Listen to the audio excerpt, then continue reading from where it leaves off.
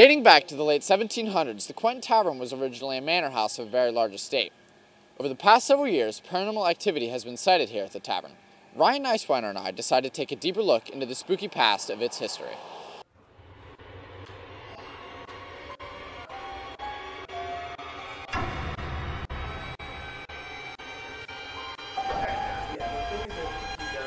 The Quentin Tavern was originally the innkeeper's home for the adjacent hotel.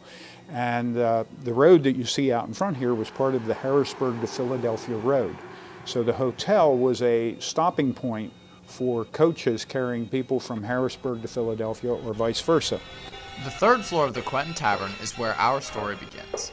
To say that there is a presence in the tavern is undeniable. A few years back, previous owner Doug Spangler bought the tavern and created the story of Lucinda to entertain customers. This female presence has been lurking throughout the building for years and is here to stay. This is the story of Lucinda.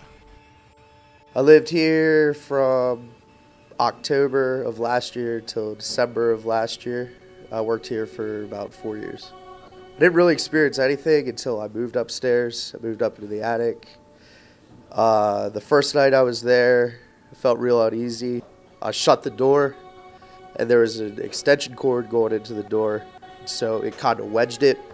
Ended up falling asleep, woke up, and the door was wide open. No windows were open to cause any drafts. Chalked it up to Lucinda. As we ventured into the attic, Jordan spoke about another encounter he had with Lucinda.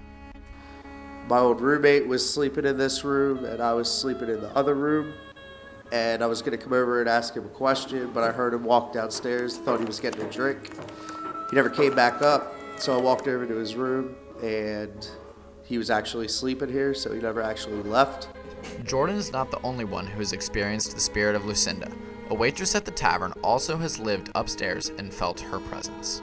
In the attic, there are some creepy things like stuff written on the walls and dates and people's names, and I looked it up and didn't really find too much stuff out, but I mean, even on your phone, I have like a ghost finder app, which probably doesn't even work, but it's ironic that the name John came up when that name is written on the wall upstairs. So, I don't know. Personally, I have never experienced anything, and of course, as such, I'm probably skeptical. But with that said, I've never spent a whole night here in the building alone, so who knows what goes on late at night here.